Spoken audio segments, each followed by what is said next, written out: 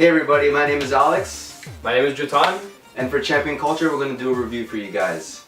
Game is Sunset Overdrive. Alright, so what's the story like for Sunset Overdrive? How do you... Alright, so the setting is in a place called Sunset City, which is basically a secluded little city where this company, Fizco, is launching their debut product, the Overdrive XD, I believe it is? It's Overdrive Diluted Something XD. Okay. So it's basically an energy drink that they are trying to push into this little town where they're avoiding all health protocol, all like testing, and basically just trying to push the product, push.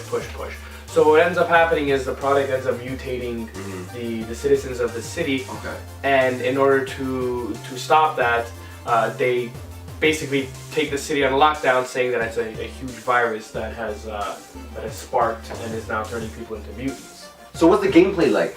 How do you Gameplay is basically, it's open world. Open world, cool. Yeah, open world. So you are free to go from the very beginning of the game. You're free to go wherever you want in the entire map, which is, I'm guessing, half the size of the new GTA 5. that just came out. I mean, it's a pretty big map because half the map of GTA 5 is still pretty freaking huge. Yeah. But it is open world.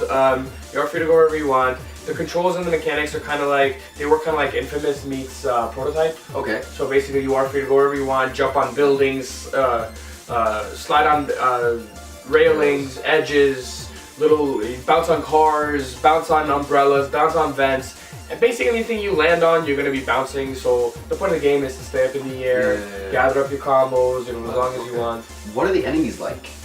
Are they all just puny humans, do you have like all kinds of stuff? You got a mixture. Of like grunts and like grunts meaning the lowest of the low, and then you got obviously like the lieutenants, the captains, and I'm just putting like military terms just to kind of describe.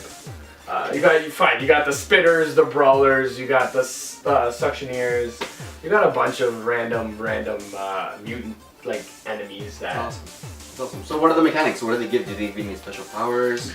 They do. They give you traps, which is basically like you're laying down like mines. You're laying down like energy shields where the enemies get trapped in and they get damaged when they're inside. You get a lot of different, really random weapons. Like for example, there's a teddy bear launcher, which is like a fire extinguisher wrapped around the teddy bear. Yeah, exactly. That's awesome. Yeah, you basically shoot exploding teddy bears, which is really out of the box. But it is Insomniac games.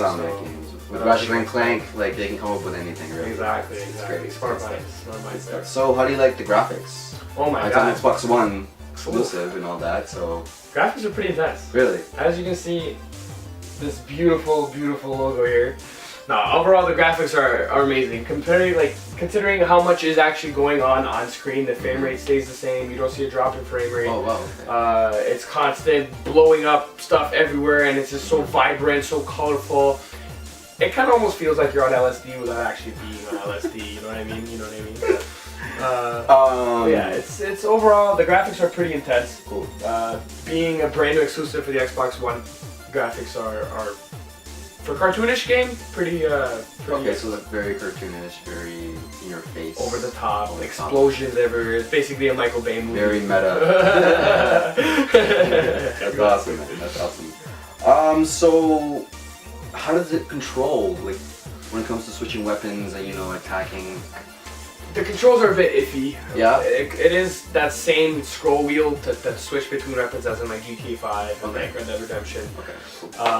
But the controls are very rigid. They're hard to kind of get used to because there's just so much going on. You can do so much with the controls that it's literally like, when you first start it's really overwhelming, and it kind of gives you that like, oh my god, I'm never gonna pick this up. Yeah. So I'm gonna just drop the game. But if you stick through it, I promise you, this game, it won't let you down. That's awesome. And I also heard that there's a create a character. You can. Yeah, right at the very beginning, you could create between a male, female, skinny male, or skinny female, or skinny male. There's also a huge buff guy that you can pick up. Okay, cool. So very cool. Very over the top, exactly. Like it's you can pick between their hair colors. You can have all black, like straight black eyes, as if they're like being possessed, or you can have like tattoos. You can have a guy wearing booty shorts with a crop top, wielding trident spear, you know what I mean, like electrified, you know, I guess this is literally is just over the top. It's whatever you can think of. That's awesome. So, is there any replayability? Is there an online component to this game? Do you know? There is an online component to this game, and basically you get these things called amps online, which you can get also offline as well. Okay. But the amps kind of just amplify your moves, your skill sets. So you have a roll where you shoot electricity as you're rolling. But some of these stuff you can only get online, and right now I tried to connect it online and it didn't work because this game has been out for a while.